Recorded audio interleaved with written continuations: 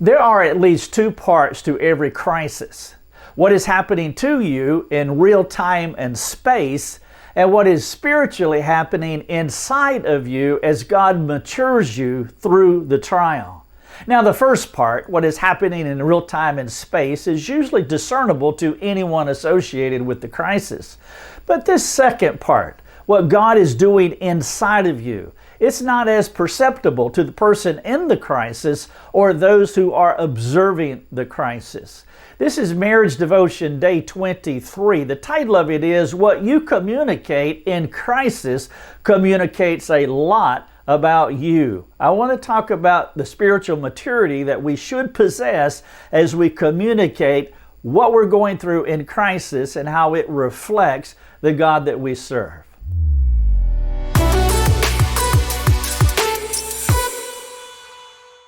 Hello everyone, Rick Thomas here. We're helping people live effective lives. The text I have in view here is from the book of James. It's chapter 1, verses 2, 3, and 4. He said, "Count it all joy, my brothers, when you meet trials of various kinds. For you know that the testing of your faith produces steadfastness, and let steadfastness have its full effect, so that ye may be perfect and complete, lacking nothing."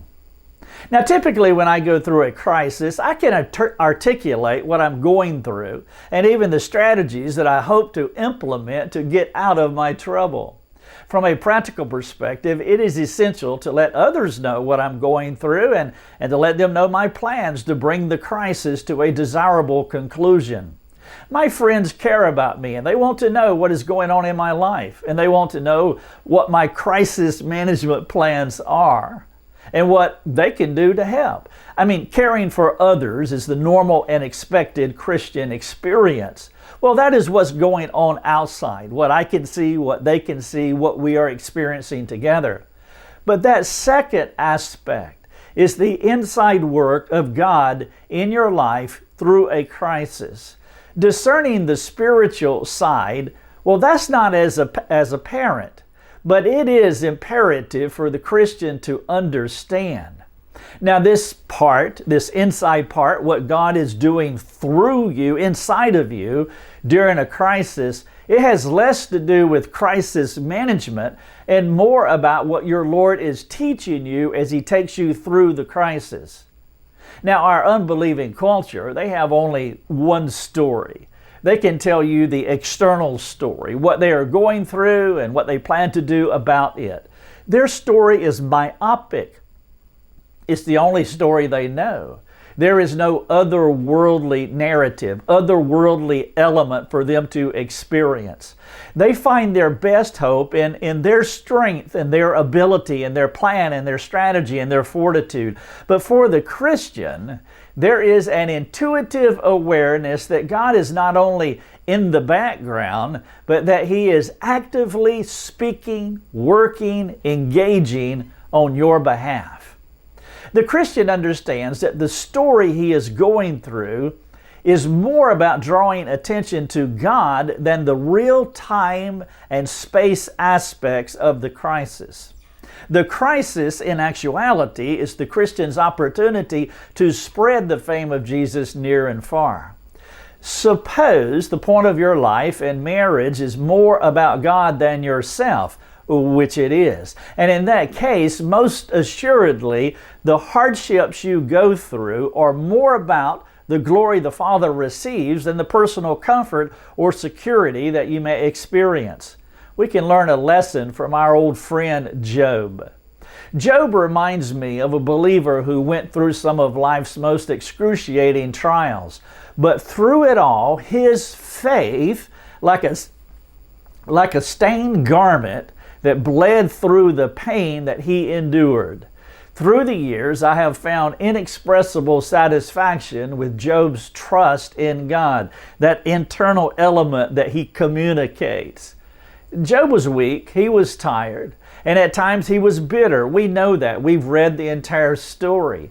We also know he received little help from his friends, and even his wife could have been a better supporter. But God was determined not to give Job explanations for his trials. which eventually was okay with Job. You see, his faith was not resting in the hope of understanding the problem and what is going on in his life, but his faith was in a good God who could do the impossible regardless of what happened in his external life. And we see a big hint of this in the very first chapter after Job lost everything. In Job chapter 1, verses 20 and 21, it says this after all the tragedy. Then Job arose and tore his robe, and shaved his head, and fell on the ground, and worshipped. And he said, Naked came I from my mother's womb, and naked shall I return. The Lord gave, and the Lord has taken away. Blessed be the name of the Lord. This is Marriage Devotion Day 23. What you communicate in a crisis communicates a lot about you. I've talked about the inside-outside part of a crisis. On the outside is what we're going through, is what you know, is what people are perceiving.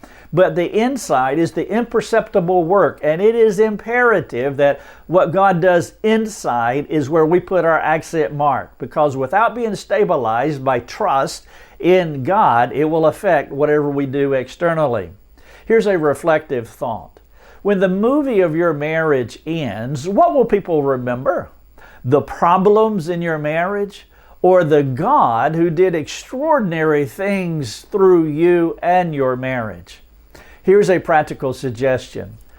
Would you talk to your spouse about how God can be more glorified in your life and your marriage? Specifically as you think about what He's doing inside and any specific changes that you need to make inside so that you can spread the fame of God by your life and by your covenant. Marriage Devotion 23, what you communicate in a crisis communicates a lot about you. Thanks for watching.